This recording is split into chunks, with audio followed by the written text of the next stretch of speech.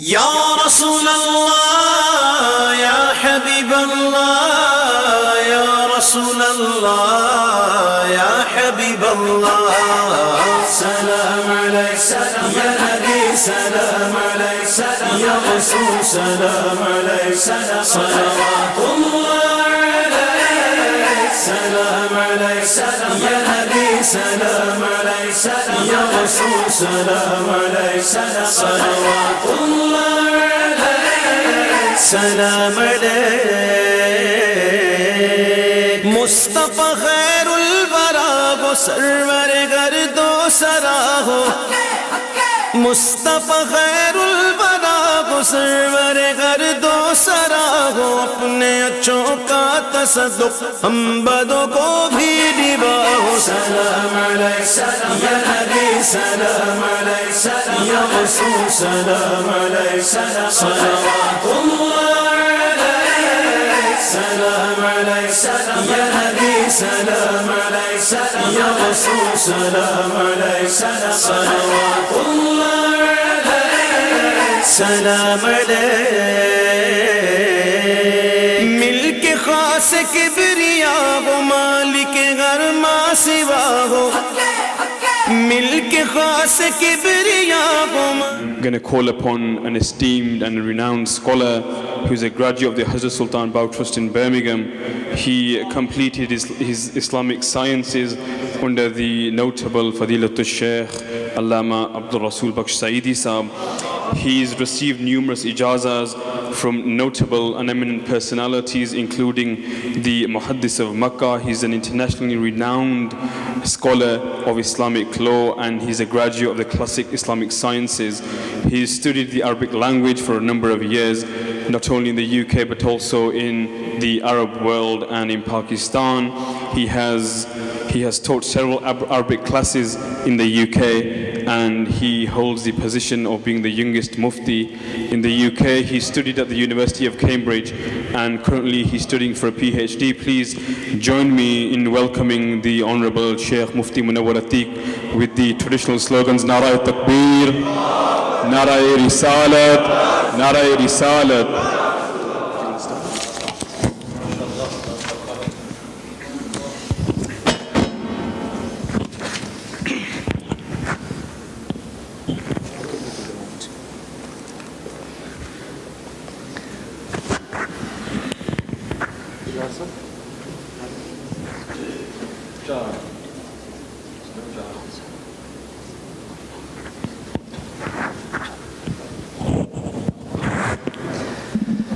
الحمد لله رب العالمين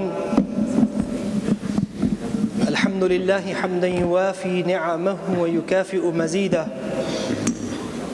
الحمد لله حمدا كما ينبغي لجلال وجهه ولعظيم سلطانه وأفضل صلوات الله وأزكى تحيات الله وأسنى تسليمات الله على أفضل رسول الله سيدنا ومولانا محمد صفوة خلق الله وعلى آله وصحبه وحزبه وأمته وأهل سنته أجمعين وبعد. My talk will probably not be that entertaining. We are all on cloud 9 at the moment. Ismail has really charged us spiritually. May Allah subhanahu wa ta'ala bless Ismail to continue to inspire hearts and minds and ignite that love and ishq of the Prophet sallallahu alaihi wasallam with his beautiful melody when he recites the naat of the Prophet sallallahu alaihi wasallam. But as you enjoy the pleasures of the tea that's coming around, I hope that you will maintain attention as well, because I want people to come back to the real world, onto earth, and think about some of the important things that I want to share at this conference. We've had many inspiring ulama kiram, young leaders and imams of the Ahl Sunnat wa Jama'at speaking before me on a number of very pertinent, very important topics. And I believe today's conference actually is a very important conference because It's the first. And it's about time. It's the first. It's about time. And Bradford is lucky, you guys from Bradford are lucky that you're making history. It's the first time that we're having a collaborative Sunni conference in the UK. And I really commend the Sunni Foundation, the thought behind it, the vision behind it. And I pray to Allah subhanahu wa ta'ala that they can hold this through, inshallah, through the number of years to come ahead. Why is this important? Because for the first time we can engage with you in the English language. And we can tell you in your language because we have been through what you have been through or what you are going through. Because the majority of us were born in the UK. And we understand your context, we understand your perspective, we understand your challenges, we understand your issues. All great respect and honor to our teachers and the first generation. I'm going to touch upon that. But this conference is actually a catalyst to change. A catalyst to actually reawakening the Sunni identity. We can all stand here today and say, I am proud to say that I belong to the Ahl Sunnat wa Jamaat. That's really why we've actually come here. To actually say together, we are not ducking, we are not hiding. We've got nothing to hide. Because we know that the Ahl Sunnat wa Jamaat is the Jamaat of the Prophet sallallahu alaihi wasallam. Simple. A great array of ulama kiram have been brought on this platform. Why? To give us and me. I want to learn from these ulama kiram as well, about their vision, about what they want to achieve. But we've all come here actually to get a sense of direction. Today is a very important night because you're hearing from your ulama kiram the direction, the goals, the signposts they're setting for the future. So I want you to come back to the real reality, the real world that we're in, back from the cloud nine. Everybody shared very positive sentiments about we all being here. Everybody's given very valuable insights into current issues and challenges that are affecting us. The topic that I was given was a very specialist topic about the alim course and the dars nizami, the system that actually produces ulama kiram. It's called the dars nizami. It's not a syllabus. I believe it's a process. It's a system that makes ulama kiram. That was the very niche topic that I was given, but I'm going to talk about that and in particular education. About? Now you're going to see some minds switch off and some minds the light is going to turn on. But if your minds have switched, you are not my target audience anyway.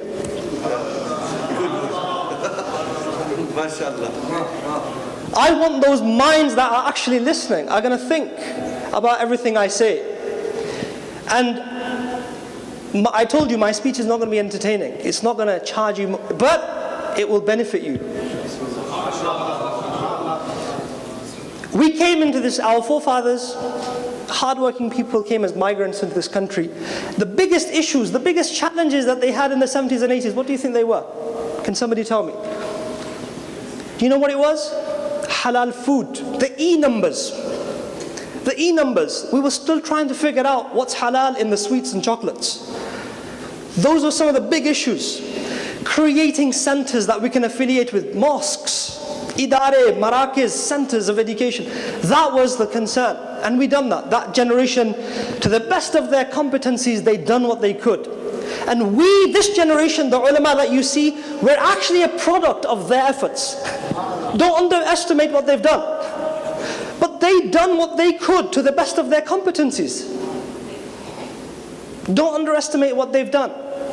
Because the leadership that you call your leaders today, the ulama kiram, the honorable guests, each one of them is a star of my head and a moon of the Ahl Sunnat wa Jamaat. But they are, you have to accept that they are the product. They are those people who went through that system that was created in the 80s and 90s. So those people done what they could do to their best. But what are our challenges? Our challenges of today are very different to the challenges of the 70s and 80s. They're not E-numbers anymore. They're not about halal food anymore. They're not about creating mosques anymore. Our challenges are very different because of technology. Did you know that there are actually 3 billion people who use the internet in the world? And at this very point, there are 4 million smartphones being sold in a day. 4 million. I'll tell you where I got my statistics from as well. And you can go and check. Did you know that 6 billion videos on YouTube are being viewed right now whilst I speak? 6 billion videos on YouTube are being viewed right now in the world. 6 billion. Did you know that 1.5 billion people are using Facebook? 5 profiles are made every second on Facebook today. As we speak, every second 5 new profiles are being made on Facebook. The social networks and technology have completely changed the course of history. There were many good things that came out of that and many negative things. The negative portrayal of Islam is a massive issue. For example, Islamophobia is one of our major challenges. The hottest topics that we see on these devices, on technology, on the internet. Integration and citizenship for Muslims in the UK. Drug and sex abuse. I was just doing my research. Radicalization of youths and extremism. You know what? You think of Muslim, when a non-Muslim thinks of a Muslim, these are the things that click in his head, because that's what he gets from media. That's our image that's being drawn at the moment. Radicalization of youths, extremism, the ISIS, suppressing their women. These are just some of the issues that are affecting us. And there's one issue that's not talked about a lot, and that's apostasy in the UK. Did you know many people are leaving Islam? In the last 7 years, I started doing my research for today's talk. In the last 7 years, a number of councils have been made in the UK that are actually helping people leave Islam. Really, helping them. Councils have been made, groups have been made to help people leave Islam. Apostasy is not talked about much, but it's a massive challenge that we're facing. But I believe the underpinning cause, to all of these problems, the underpinning, there's one reason why we have all these problems. One reason. And that reason is ignorance. What did I say? You know what, we need to, I'm sorry, I'm very used to discipline. We just need to sit down, please, wherever you are. Jazakallah. Young boys, just sit down, please. I'm sorry, but I'm just like that. Just listen to your ulama and give them the respect they deserve. I'm not going to be here for long, but I want to share some important stuff. So, what's the underpinning reason? What did I say? Why do we have all these issues? One of the main reasons is because we have a lot of ignorance. It's lack of education. So, the solution is, if we can outgrow our communities, if we can grow them in knowledge, in ilm al-sharif, then we can change some of that negative portrayal that is going around on the media about us, about the Muslims. So how do we do that? I just want to give you an example of graduate Muslims that I know, professionals, mashallah, have done really well in medicine, in psychology, in law, in whichever professions they went into.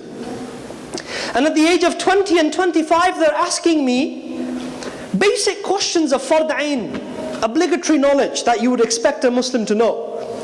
They're asking me those, and they've, mashallah, excelled in their fields. But they're asking me simple questions like, I never had the opportunity to learn the fard of ghusl and so forth. The simplest questions at the age of 20, 25, we're getting those people.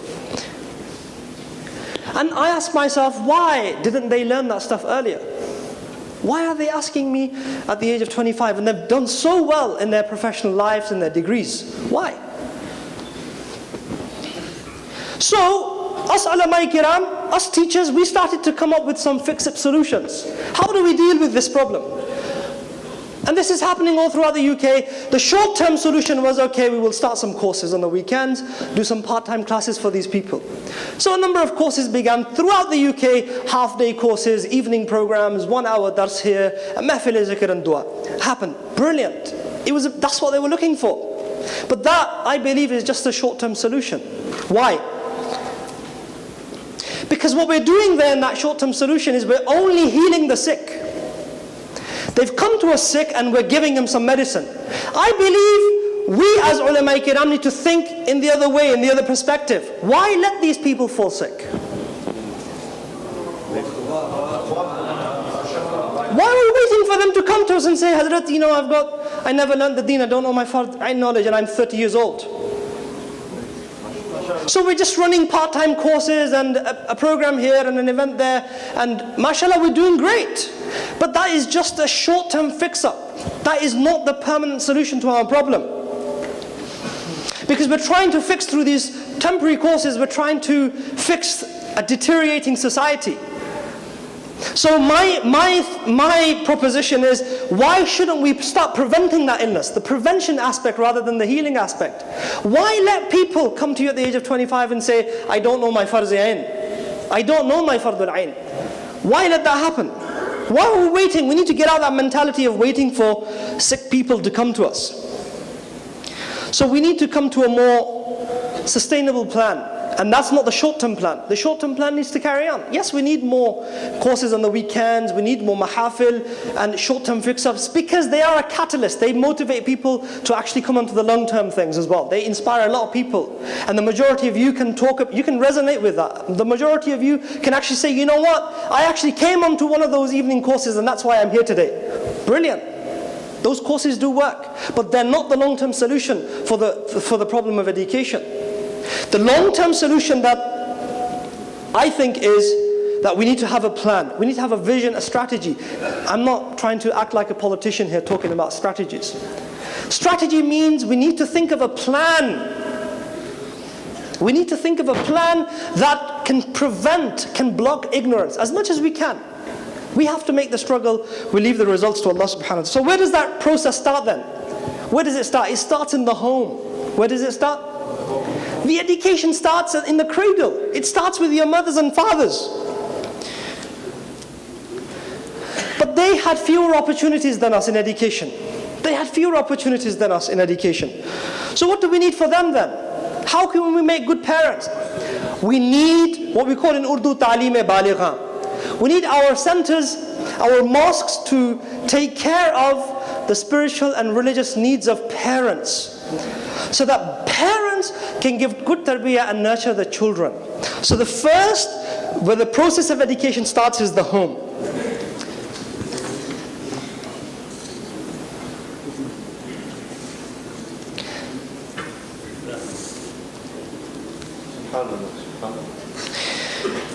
The second step of the process is schools.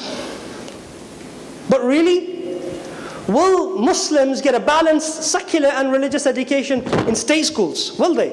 You know the answer as well as I do. So what solution do we have then? Do we have Islamic schools in the UK? Do you know of Islamic schools in the UK? Yes? Can anybody in this room, without checking your mobiles and Googling it, can anybody tell me how many Muslim schools are there in the UK? Anybody? Anybody? Just one hand up, please. Anybody know how many Muslim schools there are in the UK? Haisab, brilliant, 156 schools. According to the AMC, the 2013 report, there are 156 Islamic schools. Haji Sahab, could you tell me how many Sunni schools are there out of the 156? One, Haji Sahib, I think there's 7. This is from what I have learnt. I could name some of them. Did you know, in the last 5 out of 156 schools, Muslim schools in this country, there are only 5 or 7, Haji Sahib said 1. There are only 5 or 7 schools that are Sunni schools. Primary and secondary schools. Do you know in the last 5 years, how many Sunni schools closed? Do you know? How many Sunni high schools closed in the last 5 years? 5 Sunni schools closed. How many?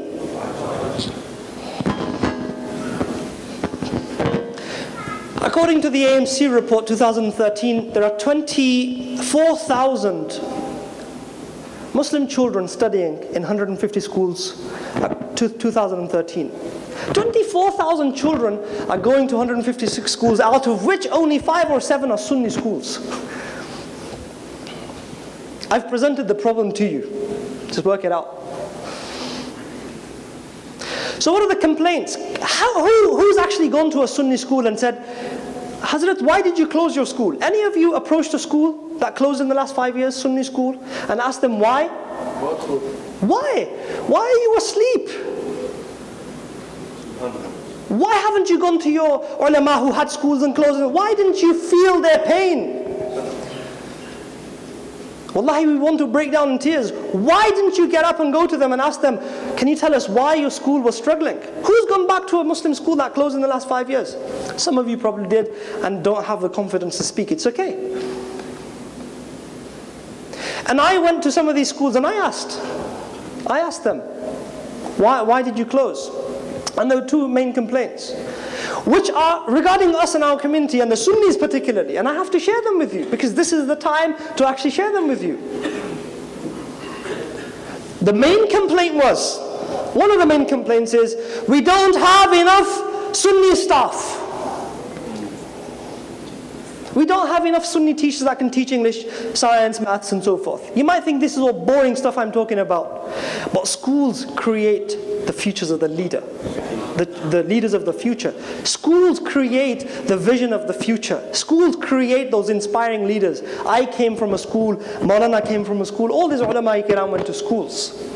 And there was somebody in the school, in their madrasa, that inspired them.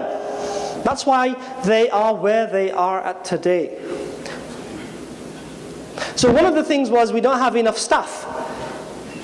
We have people who are Salafis and Deobandis who want to teach at our schools. But we open the school for the Ahl Sunnat. But we don't have enough staff. And my sisters, get into education and teaching. There are jobs out there for you. Muslim schools need sisters to teach.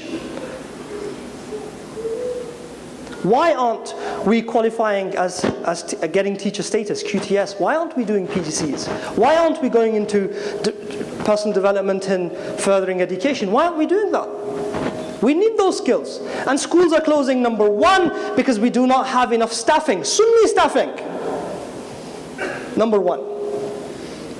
So make your minds up. Do you want Muslim schools for your children? If you do, then become a part of that change. Number one. Number two, and this was one of the main complaints, Sunnis don't want to spend, don't want to invest money because you have to pay at these Muslim schools because they're private, they're privately funded. You have to pay. Sunnis do not want to invest money on children between the age of 5 and 16. They'd rather send them to state schools because it's free. So what do Sunnis do then? I'm going to speak for the South Asian community because I know it well. I can't speak for the Arabs or the other people. But what do? Our parents are waiting for us to turn 16 or 18 or whatever, and they're saving up for us, little by little, so that they can get you married or buy you a car or get a house on your name. We're planning for when our child turns 18. All our money is being saved for that point. But how do you know that your child is going to be with you at that time? How do you know what their future holds for them? That's the wrong time to be investing in your children. You need to invest in your children when they're 5 years old so they can take tarbiyah from good role models. You need to be spending money on your children so that they go to high schools where the seerah of the Prophet ﷺ is not taught but instilled in their hearts. You need to invest money at the right time. You know, investing money at the wrong time cost people millions and billions. Look at what happened in the global crisis between 2008 and 2011. People who invested at the wrong time lost all their money. You're investing, Sunni Muslims are investing their money at the wrong time. They're investing it probably in the good reasons and the good causes, but they're investing at the wrong time. You need to spend money on your children between the ages of 5 and 16. That was one of the complaints. Why is it that the Deobandis are ready to spend money on their children at that age? Why is it that Salafis are ready to actually spend money on their Shah Sahib? Sayyid Hassan Shah Sahib, I just looked at him and all the other ulama kiram, brought some great memories back to me because I went to Jamia Shahiya to study in Jahlam Sharif, and it just reminded me of my year I spent there. My dear brothers and elders, why aren't we investing money at the right time? We're not. And that's what we need to do. We need to invest on our children. And that's Sunni Muslims don't want to pay. Deobandis are paying for their children between 5 and 16. Why aren't we? What interest do they have? Why aren't we having that interest? Is it because the ulama are not talking about it on the States? Today, I'm talking about it. You can't blame the ulama for this tomorrow. Yes. Especially daughters. Why spend money on a high school for my daughter? What's she going to do at the end of it? Big problem we have. But did you know that women are the architects of communities, of societies? I was reading a report, an academic social research done in 2010 at the University of Lancaster. It was published in the papers as well. And it actually showed that mothers are the strongest educational influence on their children. The amount of time mothers give to their children in preparing them for education is far greater than fathers.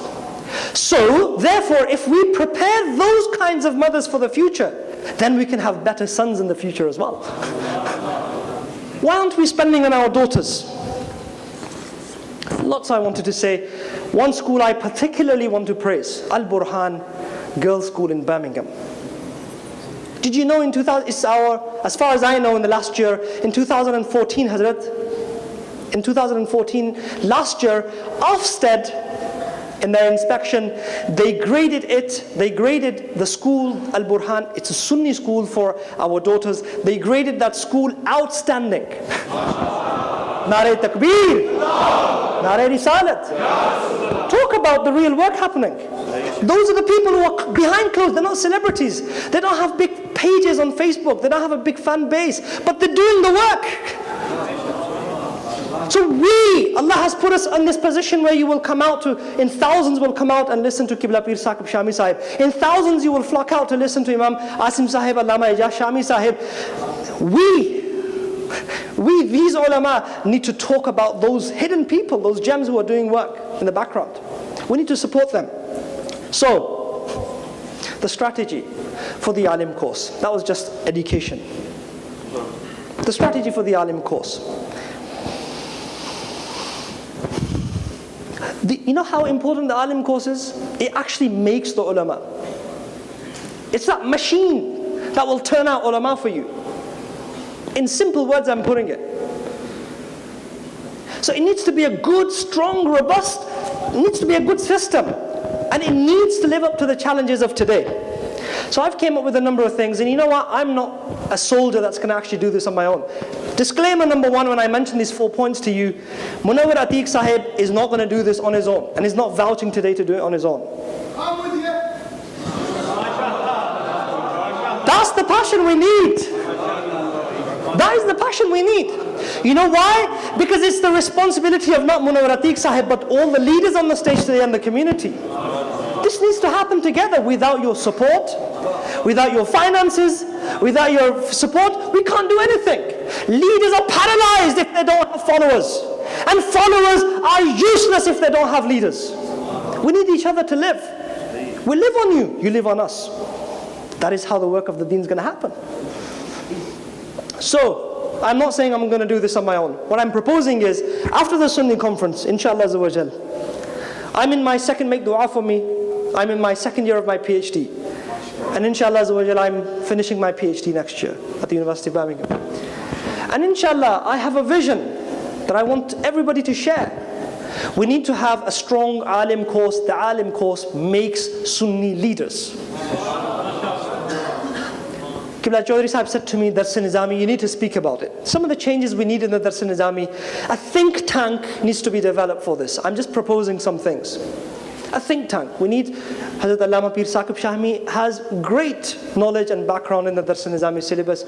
Likewise, most of these ulama have been in madrasas. They understand the system. And they can relate to some of the things I say today. 4 things I think we need to discuss in that think tank that we make for the Alim program. Number 1, the Alim program is not accredited in the UK with the universities. Those highly intelligent people that our parents want to become doctors, we want them to become lawyers because they're really sharp, intelligent, bright.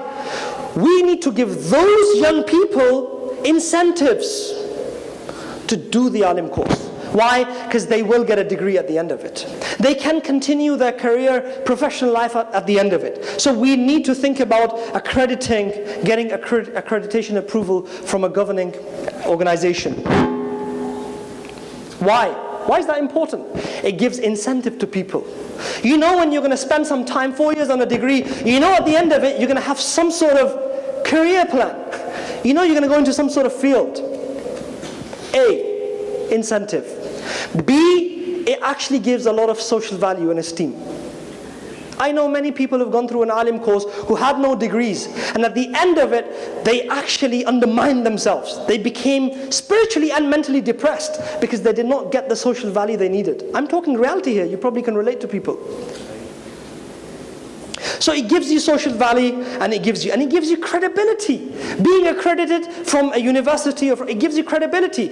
Not just in the Muslims, it gives you credibility in the Western world. It gives you can say things in authority in front of policy makers. You can say things with authority in front of the government because they know you've gone through an accredited system. Accreditation of the Dars-e-Nizami, I vouch for that. I think it needs to happen. Number 2, syllabus revision. The Dars-e-Nizami syllabus has to be revised. And there's 2 types of things that I've thought about. 2 types of things I've thought about.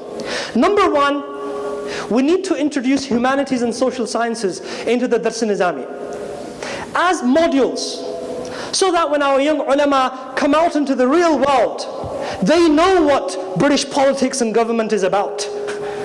We need to have British politics and government at an introductory level, just basics. We need to have that in the Dars-e-Nizami syllabus, because the alim is a future leader, and he needs to be prepared. He needs to have all the tools he needs before he marshals into that main field. Number 1, we need to incorporate some of the social sciences that are important for Muslims to think about, important for Muslim leaders into the Dars-e-Nizami. So, for example, we need to bring into the Dars-e-Nizami some modules on human psychology and human behavior. How to communicate with people and understanding the psychology of communities, number 1. So psychology, an element of it. Number 2, leadership theories. Did you know that type dynamics and strengths finder, and I would advise my honorable ulama and leaders to actually do those assessments. I went through them. There are 2 types of assessments that actually can identify what type of person you are. Type dynamics. And it will help you so much in your relationships with other people. One of the reasons why we have ikhtilafat among the ulama, usually it's not a lot of the times, it's not a major issue. It's just a communication problem. We just don't know how to understand each other. Understand that there's a personality difference here. How do I need to deal with that? So bringing some of the social sciences into the Dars-e-Nizami so that our communication among the ulama can become better. Understanding British policy, British politics and society needs to be a part of the Dars-e-Nizami at some degree. Media and journalism. How many young Muslims are actually preparing to go into journalism out there? To voice the opinions of the Muslims in local media? How many? Any in this room? Why? Dars-e-Nizami needs to have an element of media and journalism. Counseling and pastoral services. Did you know, majority of the times an alim Medina or Pir or Murshid is actually counseling people. He's a mentor. Did you know there's a whole science that actually studies counseling and mentoring? Dars-e-Nizami needs to incorporate some of that. Counseling and pastoral things. That's bringing some of the humanities and social sciences into the Dars-e-Nizami. B, the subjects within Dars-e-Nizami, the classical subjects, need some tuning, so that the young alim who comes out of the Dars-e-Nizami syllabus is up to date with the challenges, the questions of his time. For example, in Aqidah, Allama Shaykh Asrar Sahib recently among the Sunni ulama has been challenging atheism.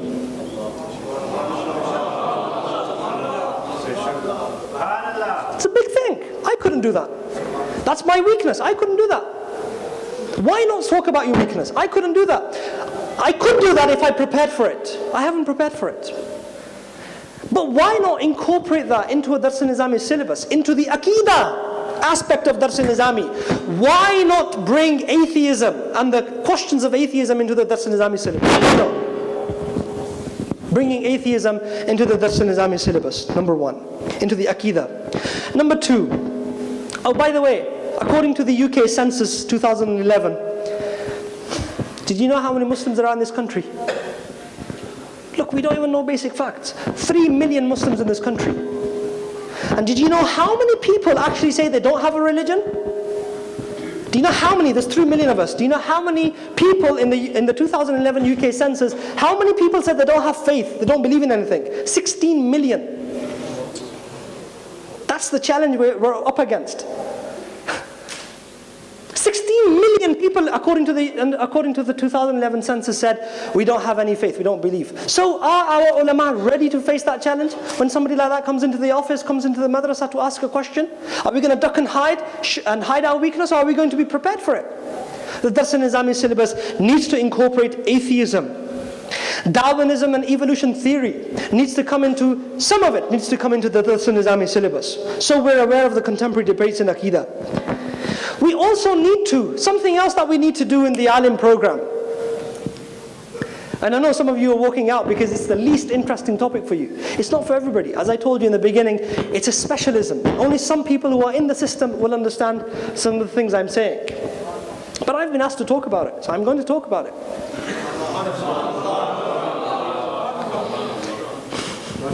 Hazrat? Aqidah. Did you know there was one great man in history that I really admire, who actually stepped out of the books and he said, you know what we could do? And this is revolutionizing Aqidah. You know what he said? He said, you know what we can do? We can look at all the Aqidah written in all the books, and we can create all of those masalas, we can put into 4 categories. So therefore, we can come up with a framework for Aqidah. And he done that. He was able to take all the Aqidahs written in all the books, and he was able to make a framework, a whole picture of Aqidah. And that was none other than Imam Ahmad Raza rahmatullah. He said Aqidah is actually 4 types. And then, number 1, there are Aqidah issues which are from the al-ma'lumatu min ad-deen bid-darura, zaruriyat ad-din, the absolute essentials of Islam. You believe in them, you're a Muslim. You deny any of them or you doubt them, you're out of Islam. Simple story. If somebody does ikhtilaf in that masala, he's out of Islam. Category number 1. Category number 2 under that is that there are Aqidah issues which are known as the daruriyat of the Ahlus Sunnah. If you believe in these issues, you're a Sunni. You deny any of the issues, you're out of Ahlus Sunnah. But you're not a kafir. You're out of Ahlus Sunnah. You're an innovator. You're a deviant. You're not a murtad. But you're out of the sacred Ahlus Sunnah wal Jamaat. He said then there are issues below that. And he said the third category of issues are issues where the majority is on one side and some Sunni ulama hold a slightly different opinion. And he said, in those matters, we do not call anyone an innovator. If a Sunni alim has a difference because of his dalil, because of his evidence, we will not call him an innovator. Only after baad wuzuh amr, he says, fisk ka hukum lagaya jayega. Only after he's actually realized that I've made a mistake, I should follow the majority in this masala, only then we will say he's a fasiq. He's not out of Ahlul Sunnah, but he's a fasiq. Yani he's sinful. That's all. And then he said there's a category below that. The 4th category of Aqidah issues is a category in which one alim can differ with another alim in Aqidah issues. But They're very theoretical, very theological arguments. They wouldn't be relevant to the most of you in this room. So if a masala belongs to that fourth category of issues, and one alim is disagreeing with another alim on the basis of dalil and evidence, none of them is a fasiq, none of them is a kafir, none of them is out of Ahlul Sunnah wal Jama'ah. Who told us this four category? Imam Ahlul Sunnah, Imam Ahmad Raza rahmatullah alayhi. Wallahi, honestly, I could have read all the books in Aqidah from Shara Aqaid all the way to Shara Maqasid and Shara Mawaqif and whatever. You could read all the way to the end, but if I had not read this four category of Imam Ahmad Raza, I would have been confused today in Aqidah. I would have been confused today in Aqidah. A lot of the misjudgments of fatwas, misjudgment. Muftis in Darul Iftas are misjudging people and putting the wrong fatwa on people. If it's a fisk hukam, they're putting a kufr fatwa on him, or a bit. It's not graded properly. That's because they don't understand the four categories of Aqidah issues Imam Ahmad Raza mentioned. So therefore, why isn't that four category framework in the Dars-e-Nizami syllabus is my question. It should be in the Dars-e-Nizami syllabus. That's in the Aqidah. As for fiqh, if you're in finance and the business world, if you read the Ernst and Young report regarding the global crisis between 2008 and 2012, did you know that the Western world, actually there was a massive breakdown in banks. And it was the best time that Islamic banks could come to the front. And Islamic banks increased between 2008 and 2012 because the Western interest-based system was flopping. I'm not putting a fatwa on that. I'm just making a point. I'm just saying that in our Dars-e-Nizami syllabus where we teach Kitabul Buyu, teach it. But the Sunni alim needs to be aware of economy today. So we need some element of talking about, some element of Islamic banking, Islamic finance, Islamic commerce in the Dars-e-Nizami syllabus. In 2000, what's really interesting and really caught my attention,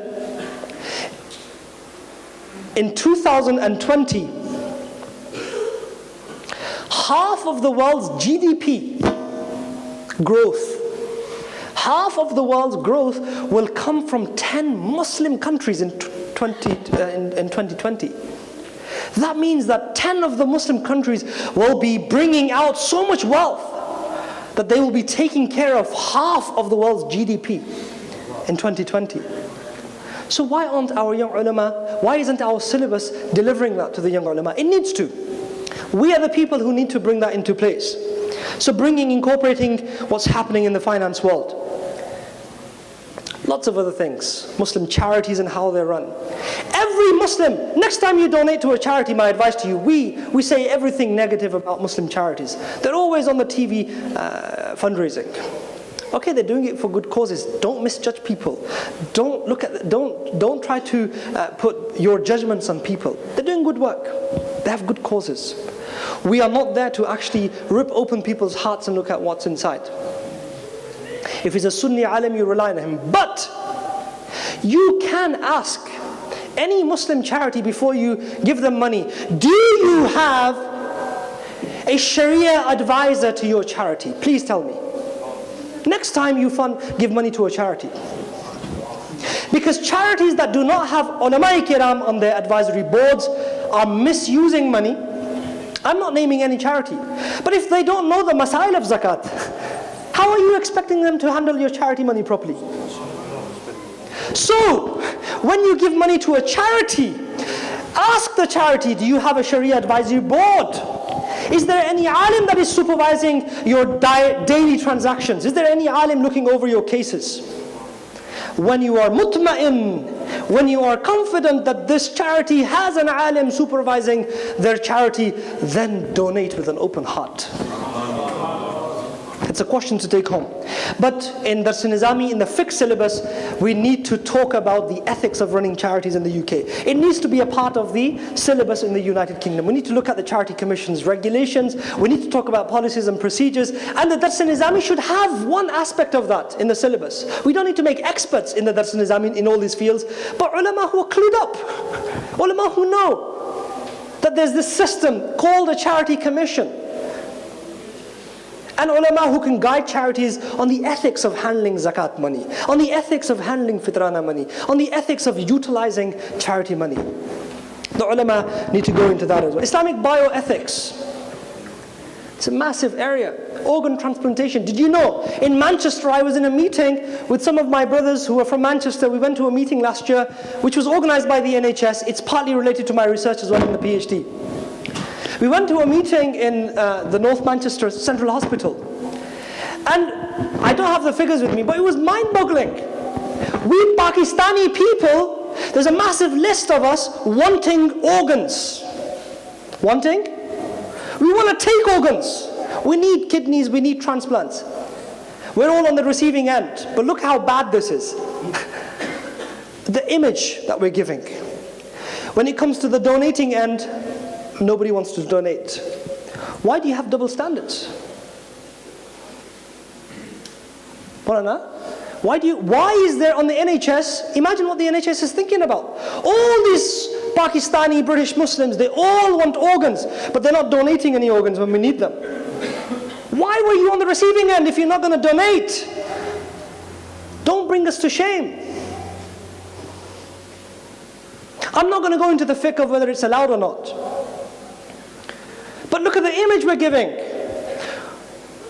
When we want to take an organ, then we're on the register. When we have to give one, we go and ask a Mufti, is it allowed? That's our mentality, Maulana, isn't it? Where's the deen gone then in receiving the organ? And look at the image look how selective we are. Look at the image that we're actually creating in the NHS. They've got actually statistics. I can take you to their website and show you how many Muslims actually want organs, but how many are actually not ready to give organs. Why? Why are you on that list in the first place then? Look at the image that we're picturing. So Islamic bioethics needs to be a part of the Nizami syllabus in the fiqh area. Mantiq and logic. Oh, mantiq, scary topic. It's all about thinking, it's all about critical thinking, all about logic. It's going to do my head in. I can say out of all the ulum I've studied, mantiq has been one of the most, I'm not going to say the best one, I'm going to say it's been the most useful one. Because it's given me the ability to critically think. Mantiq allows you logic. It allows you to think out the box. It allows you to look at scenario A. If B happens, what could be the consequences? If C happens, what could be the consequences? It makes you think of possibilities. One of the reasons why the Fatawa Razawiyah of Imam Ahmad Raza is great, because he used mantiq as a tool to talk about all these different fiqh issues that no other book was talking about. He said, if this happens, then this masala, if this happens, then what gave him the ability to do that? It was mantiq, it was logic. So mantiq needs to become exciting. And I was in Pakistan when a syllabus was being revised in 2011. I was in Pakistan and coincidentally I wasn't meant to be there. There was this meeting happening among some senior ulama kiram in Azad Kashmir, funny enough. And some ulama kiram were talking about it, that's the Nizami syllabus, Hazrat. And the amount of negative talk about mantiq just really charged me. No, we don't need mantiq anymore, we don't need this. And I said, there was a limit to everything. I said, look, have you seen any modern books on mantiq? There are some amazing books written on logic that give you real life examples. Alhamdulillah, over the last 10-15 years I've been studying, I actually put together 80 examples that we can use from mantiq in our daily lives and in Aqidah. And a couple of years ago I wrote a book in the Urdu language on the ilm-e-ghaib of the Prophet ﷺ, in which, alhamdulillah, I was blessed by Allah subhanahu wa ta'ala that I was able to answer 162 objections against the knowledge of the Prophet ﷺ. 162. I've passed it on to the honorable ulama kiram. Why was I able to do that? If you read that book, you will see that there's an element of mantiq in it. But that mantiq, that logic that I've used in that book, needs to come into the classroom. When our teachers teach mantiq, they need to get these students excited that this rule of mantiq can be implemented in this aqidah issue, in this fiqh issue, in this everyday example. So mantiq needs to be made exciting, and modern books on mantiq should be introduced in the Dars al-Nizami. One area that Allama Sa'aduddin Taftazani rahmatullah alayh complained about in Sharh Tahzeeb, Right at the end, when we were studying with Ustad Allama Ghulam Muhammad Sahib rahmatullah alayh. Towards the end of Sharh Tahzeeb, Allama Taftazani rahmatullah alayh, he says the mughalatat section of mantiq is not discussed much, whereas the fa'idah of it is great. What is mughalatat? It sounds like a massive word. I don't want to burden you. It's called logical fallacies. And you know what? From my understanding of mantiq and logic, it's the most important thing that Sunni ulama and leaders need to be aware of. Logical fallacies. How does the media persuade you to believe in something which is not true? That tactic is called mughalata. But mantiq books, the traditional books, don't cover it much. Logical fallacies, you know, Maulana, is a big thing in the Western world. You study logical fallacies, you can study logical fallacies. It teaches you how to beware of people's arguments, how people's arguments are bending the truth. And there's over 100 types of arguments people use in the media, in the papers, in the newspapers, in everyday language the politicians are using to actually make us believe in things. Don't you think the Sunni ulama who are challenging certain things and policies, they need to be familiar with this? So why isn't it in the Dars al-Nizami syllabus? Logical fallacies, the mughalatat, should be in the Dars al-Nizami syllabus. The pages are non-ending. The third point is that Dars al-Nizami, I don't believe it's a syllabus for people after 16 years old. I've learned this after a long time. I don't believe that Dars al-Nizami is made for people after the age of 16. Why? Remember right at the beginning I said Dars al-Nizami is not a syllabus. I said Dars al-Nizami is a process. How are you expecting somebody 17 years old to come into a Dars al-Nizami class, learn all the sarf and all the nahw and all the Arabic words, and then still keep him interested after 6 months to stay on and finish off the course? It's impossible. We've seen it happen. The intake on a Dars al-Nizami class is 25. By the end of the first year, only 12 are left. Why? Because we did not see the Dars al-Nizami as a syllabus. We did not see it as a process. We think Dars al-Nizami is a syllabus. It's not. Dars al-Nizami is a process. What do I mean? There should be a pre-course. What in Pakistan they call ibtidaiyya. I've got a different vision to that. There should be a pre-course to the Dars al-Nizami in primary schools. Basic concepts, fi'l, ism, just the words. For Arabic, basic fard ain from the age of 5 to the age of 11 can be covered in a simplistic way. Then, when they go to an Islamic high school again, the need of Islamic high schools comes in again. This is linked with the Dars al-Nizami syllabus. We need both to go hand in hand. In the high schools, from the age of 11, 12 to the age of 15, before their GCSEs, the Dars al-Nizami syllabus, the ibtidaiyya, can continue. So by the age of 16, if somebody leaves your school, they've done something regarding Dars al-Nizami. So that if the teachers have noticed their potential, the teachers can say, you know what, you need to be on a Dars al-Nizami course. That is the process for Dars al-Nizami. You need to nurture the people for Dars al-Nizami. You need the right mentality for people in Dars al-Nizami.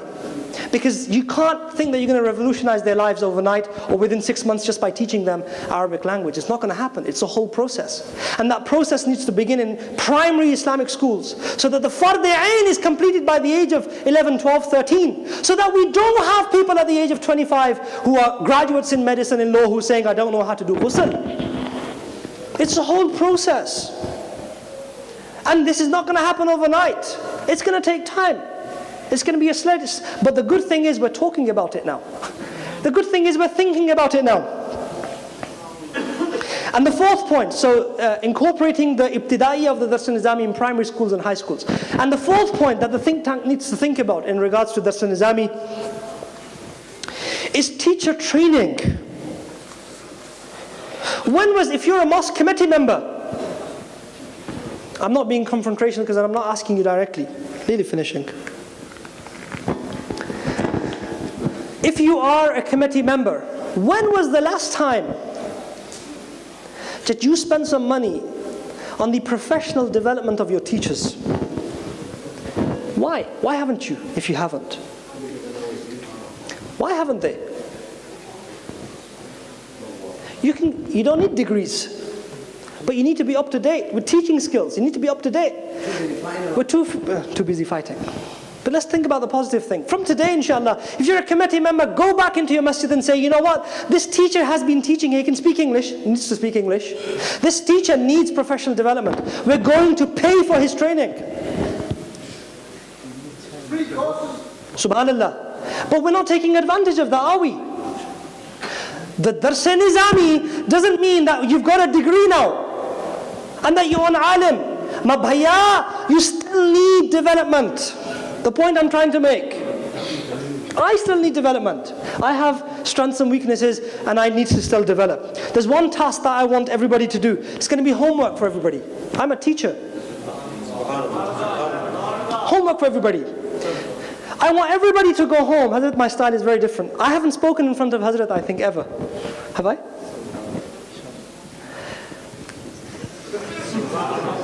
I haven't. I can't remember that I have. But I like to engage. Think about, go home and do some homework. Two things I want you to do. I want you to get a pen and paper because we like to read our writing. We get more energy when we read rather than our thoughts, we get more energy from our writing when we write things. I want you to go home and I want you to make 2 lists. You're going to do this. Everybody's listening now, homework. And you can email it to me and you can send it on Facebook if you want. I want you to make 2 lists. List number 1, it's a good task. It's thought-provoking. Number 1, I want you to go home and I want you to write a list of your strengths. What are the things that you're good at? What do people think you're good at? Are you confident? You have good communication skills? Or you're good at empathy? You know how to relate to people's feelings? What are your strengths? I want you to go home and write your strengths. And be honest to yourself. Then I give you advice. Work on your strengths in life. Spend 80% of your time on your strengths. Because when you spend 80% of your time on your strengths, your weaknesses will get covered up. Simple nasiha that I benefited from, and I want to pass on to you. Write down your strengths. You know what will happen? You know when you feel like you're least efficient, when you're broken, when you think you're just mad, you don't know where you're going in life, you don't know what's happening, you're going crazy, then pick out that list. Put the date on it. And actually remind yourself, actually this is who I am. I've got these strengths. It will actually make you resilient. It will make you get yourself back up again. Because we need young Sunni Muslims who are active, not depressed. We need young Sunni Muslims who are going to take initiative, not who have blocked minds. Challenges are big out there. Write down some of your strengths and work on them. Spend 80% of your time on your strengths. Inshallah, Allah will cover your weaknesses for you. Number 1. And number 2, I want everybody to go home, excluding the ulama kiram, because they've already done this. The leaders already do this. The awam needs to go home and do this. Make a list of your priorities in life. What are your tarjihat? What are the top 5 things that you want to achieve? And if it would be possible for you to achieve them today, what would you do first in order? Go home and make a list. And you know what? You're not going to cheat anyone but yourself. Don't lie. Be honest to yourself. Nobody else is going to see it unless you decide to email me. Munawar@gmail.com. But honestly, do that. What are your 5 top priorities in life? Think about that. And then I want you to have a break. Go back to it about 10 minutes later and actually think, did deen come into any of those top 5? Did Islamic education come into any of those top? Why? Why hasn't it? Right? And then what I want you to do is, I want you to write down your answers. Not think about them, write them down. You know, writing down will help you 5 years later, 2 years later, 6 months later. I want you to write the answers down. Why wasn't deen a priority? And then write down what you could do to put deen and Islamic education in the top 5. What could you do to do that? And until we don't start thinking like that, we can't make a change. So welcome on board. I've given you some homework to make a change in your life. And only when you make a change, the ulama will feel confident that our awam is with us. Our awam is with us, our people are with us. They're ready to walk with us. They're ready to share the vision with us. They're ready to make a change with us. But you need to do some of those activities at home. My time's up before I got slaughtered. And if we don't set our priorities, setting our goals, if we don't set our priorities right today, honestly, the next generation is not going to forgive me or you. They're not going to forgive us. Allah Ta'ala has given us so much. We need to set our priorities right. Islamic education needs to be in the top 5 things. You need to think about how you're going to incorporate that into your lives. And results, the business world talks about you control your destiny. You hear that in the business world. You don't. As a Muslim, we don't believe that. If you're in the business management school, you don't believe that. We do not control our destiny. But one thing we do control is our efforts. وَالَّذِينَ جَاهَدُوا فِينَا لَنَهْدِيَنَّهُمْ سُبُلَنَا. We control our efforts. Our job is not to control our destiny, my brothers and sisters. Our job is to get up, take initiative, move forward, struggle. That's our job. I've done it. I don't want to brag about it. I've done it. Alhamdulillah, I've done it. And I'm very fortunate. Allah ka shukr, alhamdulillah, I've done it. And I'm still struggling in developing myself so that I have greater benefit to you people. I still consider myself a student. I'm still studying. So, that change is not, the ulama are not going to say we're going to change this, so let's change it. No, you need to take that initiative to make a change. You know what, there's so many things in my mind, but I'm really happy that you were very patient. And I hope my talk benefited you. Assalamu alaikum.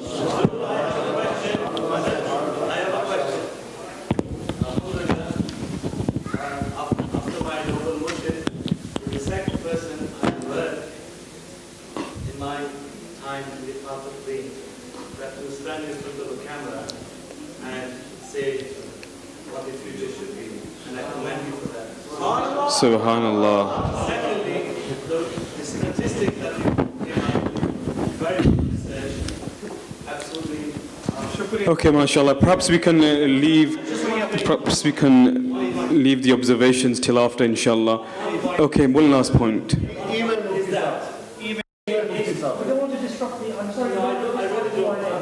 Within the curriculum that we talked about, we've presented different pathways from education to development to employment. When we talk about the children, the family, kids. I think if we continue with this dialogue, then perhaps it's going to be very unfair. I'm going to request if you email Mufti Sahib, and then he'll be more than happy, inshallah. If I allow one person, then somebody else might want to get up and pose their observations, so therefore it would be very unfair. Jazakallah, thank you very much for a very thought-provoking and comprehensive lecture on the topic listed for discussion. And alhamdulillah, Mufti Sahib's also set us some very important homework. So let me see a show of hands. Who's going to carry out the homework, inshallah? And who's going to email Mufti Sahib with the answers? MashaAllah. Okay, I'm gonna now continue with the proceedings and call upon the individual who's worked tirelessly in bringing together this English Sunni Conference 2015. Let's join me in welcoming the chairman of the Sunni Foundation, Imran Chaudhry. Narai Takbir, Narai Risalat, Narai Risalat. Ya Rasulallah, Ya Habiballah, Ya Rasulallah, Ya Habiballah. Salam alayk, Ya Nabi, salam alayk, Ya Rasul, salam alayk, salawatullah alayk, salam alayk, Ya Nabi, salam alayk, Ya Rasul, salam alayk, salawatullah alayk, salam alayk. Mustafa khairul wara wo sarwar gardo sara ho, Mustafa khairul wara wo sarwar gardo sara ho, apne achon ka tasadduq hum badon ko bhi ربا ہو سلام علیک یا نبی سلام علیک یا رسول سلام علیک صلوات اللہ علیک سلام علیک یا نبی سلام علیک یا رسول سلام علیک صلوات اللہ علیک سلام علیک ملک خاص کبریا ہو مالک گھر ما سوا ہو ملک خاص کبریا ہو مالک گھر ما سوا ہو کوئی کیا جانے کہ کیا ہو عقل عالم سے برا ہو سلام